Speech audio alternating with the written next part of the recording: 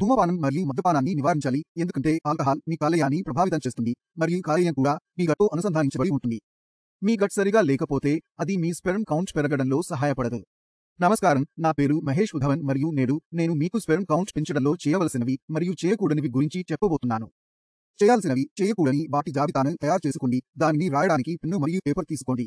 చూడు, సులభంగా అర్థం చేసుకోవాల్సిన విషయం ఏమిటంటే మన స్పెర్మ్ కౌంట్ని ఇప్పుడు పెంచడము. మన శరీరం అన్ని పోషకాలు పొందుతున్నప్పుడు మన వీర్య కణజాల ఉత్పత్తి బాగా జరుగుతుంది. మన ప్రోటీన్ నుండి ఉత్పత్తి అయ్యే వీర్యకణాల పరిమాణం లేదా మీ శరీరంలో ప్రోటీన్ యొక్క వినియోగం మంచిది. అప్పుడు రోగిలో వీర్యకణాల సంఖ్య పెరిగినట్లు మనం గమనిస్తాం. కాబట్టి నేను ఈ రోజు స్పెర్మ్ కౌంట్ పెంచడానికి చేయవలసినవి మరియు చేయకూడని గురించి మాట్లాడతాను. ఆహారంలో కార్బ్స్ మరియు ప్రోటీన్ రెండూ అవసరం. మరి మనం మన ఆహారం ప్రారంభించాలి అనుకున్నప్పుడు ఇక్కడ ఏం చేయాలి? కాబట్టి చేయవలసిన వాటిలో మనం ఎక్కువ ప్రోటీన్ తినాలి మరియు కార్బ్స్ తగ్గించాలి.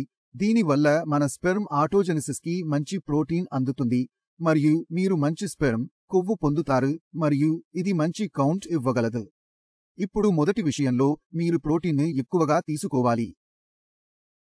రెండవది, మీరు జింక్ మరియు సెలీనియం తీసుకోవాలి.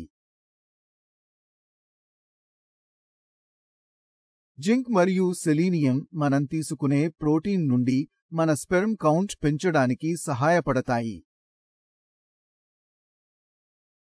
కాబట్టి సెలీనియం మరియు జింక్ కూడా అవసరం. నేను మీ ముందు ఒక జాబితాను కూడా ఉంచాను, అందులో మీరు ఈ విషయాలను పొందుతారు. మనకు అక్కడ దొరికే వస్తువుల స్క్రీన్షాట్ కూడా తీసుకోవచ్చు. నేను మీకు ప్రోటీన్ యొక్క జాబితాను కూడా ఇచ్చాను. మీరు ప్రోటీన్ షీట్ను కూడా చూడవచ్చు, ఏవి ప్రోటీన్ రిచ్ అని మీరు ఎంచుకొని మీ డైట్లో చేర్చుకోవచ్చు. ఇప్పుడు మీ వంతు అత్యధిక ఫైబర్ తీసుకోవడం. ఈ ఫైబర్ తీసుకోవడం గుర్తుంచుకోండి, మీరు తాగే అన్ని జ్యూస్లను విడనాడండి. ఫ్రూట్ జ్యూస్ తాగాలనుకుంటే దాని బదులు ఫ్రూట్ తినవచ్చు. దీని డైట్ తీసుకోండి. పండు తినేటప్పుడు అది వేరేగా ఉంటుంది. ఉదాహరణకు, మీరు దీన్ని తింటున్నప్పుడు మీ పోషకాహార స్థాయి సమృద్ధిగా అవుతుంది. మీరు జ్యూస్ తాగుతుంటే దాన్ని లెక్కిస్తే అది కేవలం కేలరీలు మాత్రమే, మరేమీ కాదు. తీపి నీరు మరియు జ్యూస్ సమానమే. క్యాలరీలతో కూడిన జ్యూస్ తాగితే మీరు నిండిపోయిన ఫీలింగ్ పొందుతారు. పక్కపక్కనే మీ కడుపు మరియు పేగులు కూడా ఆరోగ్యంగా ఉంటాయి. అలాగే మీ మెటబాలిక్ యాక్టివిటీ కూడా బాగుంటుంది. కాబట్టి మీ పేగు ఆరోగ్యంగా ఉంచుకోవాలంటే ఫ్రూట్ జ్యూస్ తాగవద్దు. పండ్లు తినాలి. కాబట్టి పండ్ల సేవనం తప్పనిసరి. గింజలు తినడం కూడా తప్పనిసరి. ప్రాసెస్ చేసిన ఆహారం కాకుండా ఇంటి ఆహారం తినాలి. భారతీయ సంస్కృతిలో అతి పెద్ద సమస్య మనం బయట ఆహారం త్వరగా తినడం. నాన్, మైదా, బర్గర్, పిజ్జా, చౌమీన్ వంటి ఆహారాలను తినడం. వీటన్నింటికి దూరంగా ఉండండి. అలాగే ఇంట్లో తయారు చేసిన ఆహారాన్ని తినండి. పప్పులతో తినండి. ఆకుపచ్చ కూరగాయలు తినండి. ఇబ్బంది లేదు.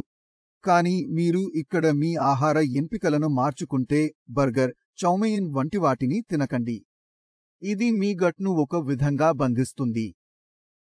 లేదా మీరు చాలా మాంసాహారం తింటున్నారు, అయినా కూడా ఇది మీ పేగులను బలహీనపరచుకుంది.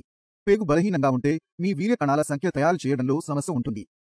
కాబట్టి గట్ హెల్దీగా ఉంచుకోవాలంటే హై ఫైబర్ ఫుడ్ ఇంటేక్ తప్పనిసరి. అధిక ఫైబర్ ఆహారంలో పండ్లను తినవచ్చు. మీరు ఆకుకూరలు తినవచ్చు. పప్పులు, రొట్టె, అన్నం తినవచ్చు.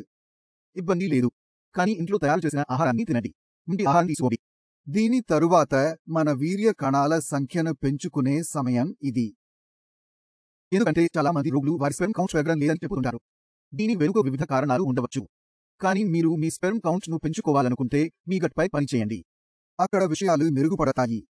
మీరు ఎప్పుడైనా కొలైటిస్ రోగి లేదా ఐబిఎస్ రోగిగా మారితే, ఇవి చాలా సాధారణ పదాలు. చాలా మంది పేషెంట్లకు తెలుసు. కానీ మీకు తెలియకపోతే ఈ వీడియోలో నేను కొన్ని లక్షణాలను చెప్తాను. మీరు ఆహారం తిన్న తర్వాత వెంటనే మలవిసర్జనకు వెళ్లాలనిపిస్తే అది ఏదో సమస్య ఉన్నట్లు. కాబట్టి మీరు అలాంటి సమస్యతో బాధపడుతుంటే మీ కడుపును జాగ్రత్తగా చూసుకోండి. దీనితో మీరు కొన్ని వ్యాయామాలపై దృష్టి పెట్టాలి. వీర్యకణాల సంఖ్యను పెంచే వ్యాయామం గురించి ఒక వీడియో తీశాను. అది మీరు కూడా చూడవచ్చు. వివరణలో లింక్ను జోడిస్తాను. దాన్ని ఓపెన్ చేసి చెక్ చేసుకోవచ్చు. వ్యాయామం చేయడం కూడా అవసరం. మీరు చెమట పట్టే వరకు మీ టెస్టోస్టెరాన్ పెంచబడదు. కాబట్టి తప్పనిసరిగా వ్యాయామం చేయాలి. మీ వీర్య కణాల సంఖ్య పెరగడానికి టెస్టోస్టెరాన్ పెరుగుతుంది. ఇది మీ వీర్య కణాల సంఖ్యను పెంచడంలో సహాయపడుతుంది. కాబట్టి మీ చెమట పట్టడానికి టెస్టోస్టెరాన్ హార్మోన్ అవసరం. చెమట టెస్టోస్టెరాన్ను మేల్కొల్పుతుంది మరియు మీ స్పెర్మ్ కౌంట్ను పెంచుతుంది. కాబట్టి వ్యాయామం తప్పనిసరి. ఇప్పుడు నేను డోంట్స్ గురించి మాట్లాడతాను. చాలా జాబితాలు ఉన్నాయి. మొదట ఒత్తిడి వస్తుంది. ఒత్తిడి ఉంటే మీ శరీరం కార్టిసాల్ హార్మోన్ను తయారు చేస్తుంది. ఇది ముఖ్యంగా మీ స్పెర్మ్ కౌంట్ను హాని చేస్తుంది.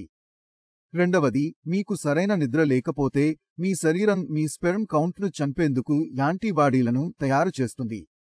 మీకు మంచి నిద్ర లేకపోతే నిద్ర సరిగ్గా ఉంటుంది. మూడవది, మీరు ధూమపానం మరియు ఆల్కహాల్ను మానేయాలి. ఎందుకంటే ఆల్కహాల్ మీ లివర్ను ప్రభావితం చేస్తుంది. కాలేయం మీ పేగులో కూడా ఒక భాగం. మీ గట్ చెడ్డది అయితే అది మీ వీర్య కణాల సంఖ్యను పెంచడంలో సహాయపడదు. ధూమపానం నికోటిన్ను ఉత్పత్తి చేస్తుంది. నికోటిన్ మీ రక్త నాళాలలో పంపబడుతుంది. దాని వలన మీరు సౌఖ్యంగా అనిపిస్తుంది. కానీ నికోటిన్ మీ వీర్య కణ సంఖ్యను చంపుతుంది. కాబట్టి ధూమపానం మరియు ఆల్కహాల్ రెండూ మీకు ప్రమాదకరం. స్పెర్మ్ కౌంట్ పెరగకపోవడానికి కూడా ఒక కారణం ఉంది. డివోటీల జాబితాను కూడా మీ ముందు ఉంచాను. మీరు దాన్ని చూసి స్క్రీన్ షాట్ తీసుకోవచ్చు. పండ్లు మరియు కూరగాయలలో దొరికే అన్ని ప్రోటీన్ డైట్ల గురించి కూడా నేను పేర్కొన్నాను. మాంసాహార అంశాలలో కూడా చెప్పాను. ఈ విషయాలను కూడా పాటించండి. ఇది మీ వీర్య కణాల సంఖ్యను పెంచడంలో చాలా సహాయపడుతుంది. మరియు మీ వీర్య కణ సంఖ్య పెరగడం కూడా మీరు చూస్తారు. తర్వాతి వీడియోలో కలుద్దాం. నమస్కారం.